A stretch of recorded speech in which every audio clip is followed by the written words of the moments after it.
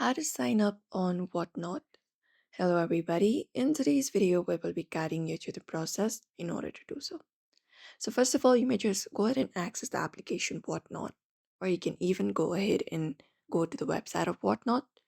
Now, once you are into the application, you may look out for the sign up page directly. If you already have an account, we have a login option. But in order to sign it on your homepage, you can find three different methods. One with Google, one with Facebook, and one with email. You can follow up any of the process. So let's head over and look out for this email section. Tap on email. And once you do so here, you need to provide in your full name. Just go ahead and provide in your full name. After that, your email address. Let me just go ahead and provide in my email address here. After that, you can go ahead and create up a password for yourself, for your account, for Whatnot. After that, you can select up from which country you are from. Once that is done, you can agree to the terms and service and then certify that you are 18 years old.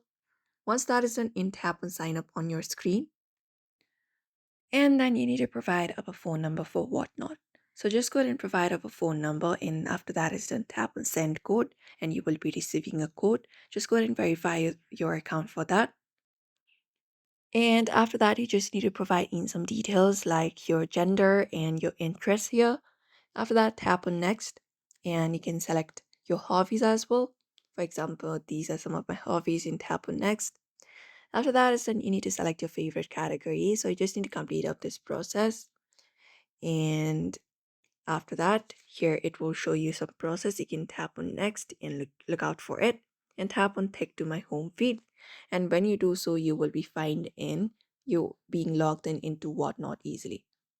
So this is how you create your sign up account, like create your Whatnot account and sign up on Whatnot. So I hope this video was helpful. Give it a thumbs up and subscribe for more tips and tutorials, and we will be seeing you in another video.